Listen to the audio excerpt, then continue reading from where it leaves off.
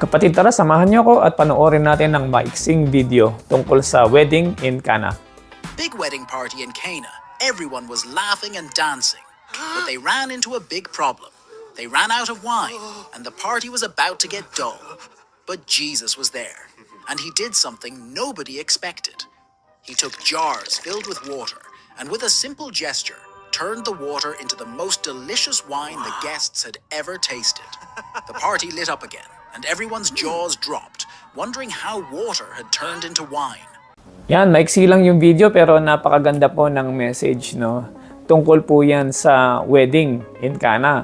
So, sa panahon po natin ngayon, marami pong mga adult, mga young adult na ayaw pong mag-asawa dahil nga po sa problema sa mga finances minsan. Financially unprepared pa tayo or financially unstable pa tayo. At nakikita naman natin sa ating ekonomiya na napakamahal ang magpakasal, no? Marami pong mga preparasyon. Kailangan may bahay ka na, may sasakyan ka na, meron ka ng stable job. At yung iba naman, ayaw mag-asawa dahil nga po nagkaroon po sila ng kumbaga trauma dahil sa mga failures po nila sa kanila pong mga past relationship. Kaya tuloy ayaw na nilang pumasok sa anuman pong commitment, no? Pero dito meron po akong nakitang tatlong points po na ipinakita ni Jesus. Number 1, if Jesus is in your relationship, if you invite Jesus in your relationship bilang mag-asawa, number 1, siya po ang magkakaloob po ng kapayapaan at kagalakan sa inyo pong relationship. Dahil number 1, Jesus celebrates wedding, no? Yan.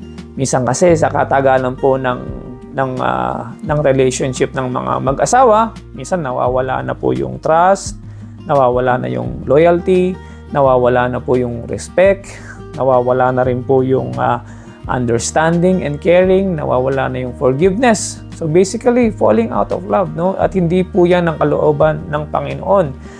Ang gagawin po ng Panginoon, if Jesus is in your relationship, no? Take note, kailangan po, invite mo si Jesus sa isa inyong pong relationship. Siya po ang mag-aayos. Bibigyan ka niya ng kapayapaan at bibigyan ka ng kagalakan sa puso. Ibabalik niya yung kagalakan sa inyong pong relationship. Parang nung nagliligawan pa kayo ng inyong pong asawa, no? And number 2, Jesus turns water into wine. Alam niyo po ba na ang wine po ay medyo sweet po yan at binibigyan kanya ng excitement.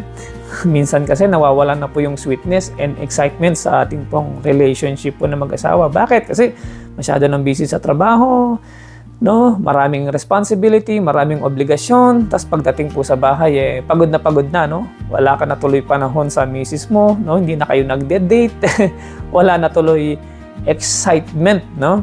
Pero if Jesus is in your relationship, He will turn the water into wine, no? At alam niyo po ba ang kagandahan sa wine?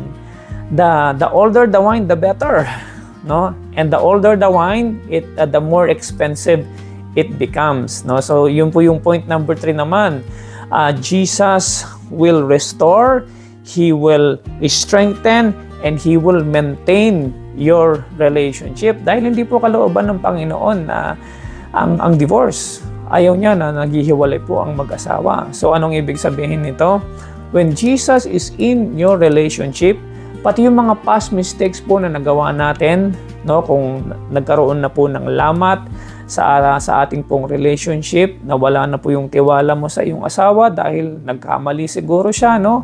But if you are going to allow Jesus to enter into your marriage, sa iyong asawang lalaki, sa iyong asawang babae, at kapag siya ang Panginoon sa iyong relationship, no?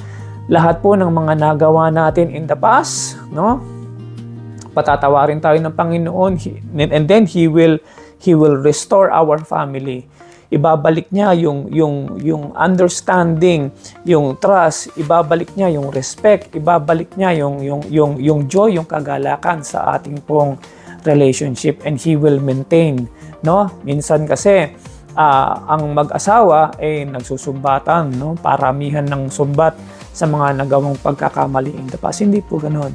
But when Jesus is in your relationship, no, lahat ng yan ay bibigyan niya po tayo ng new beginning, new start, no, bagong pagkakataon na makapagsimula muli upang lalong tumatag ang ating pong relationship bilang mag-asawa. So yun lamang po, at magkita po tayong muli sa ating pong susunod na Bible study. God bless po.